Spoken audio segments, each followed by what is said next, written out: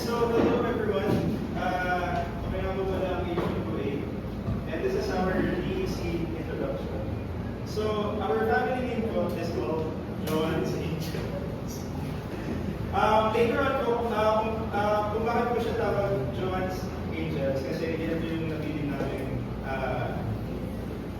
favorite saint po namin for our DEC. Before that, let us introduce ourselves sa mga po. Yeah, so first and foremost, my name is Sandro Mango Pelusilio. I am the founder of this BEC and marketing manager student. I'm Christine Joy Alverer, working Bobby John, and I will be the mother of our BSc group.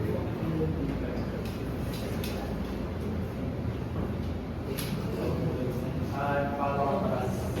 I'm the brother. I'm Jay, I'm the sister of Grace, and the teacher will not have absent.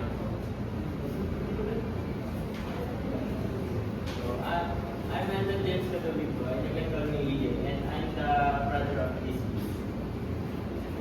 I'm Hermione, and I'm the sister of Grace. I'm Robert Lawrence Mascarena, and I'm the brother of Chris Peace.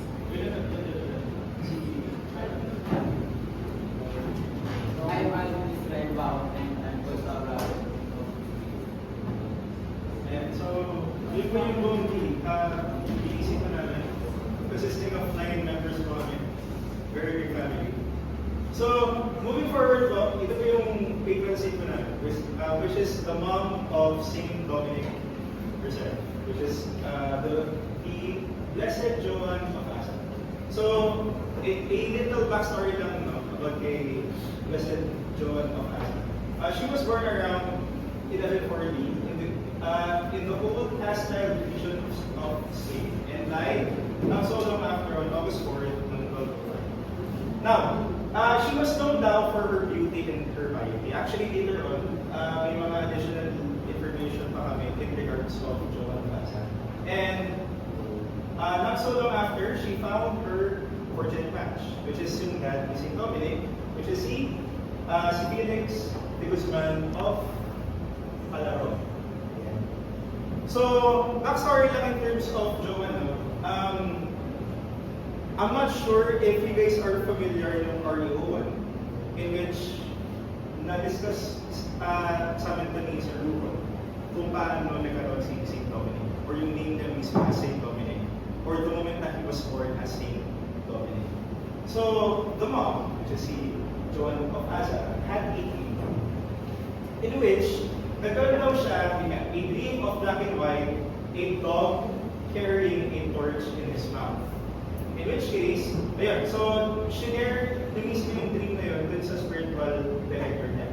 And then suggested that this meant daw that the child that she is carrying would grow to become the watchdog of the church, or as we call it, Domini Canis. In which, ang meaning po nun is, wait lang.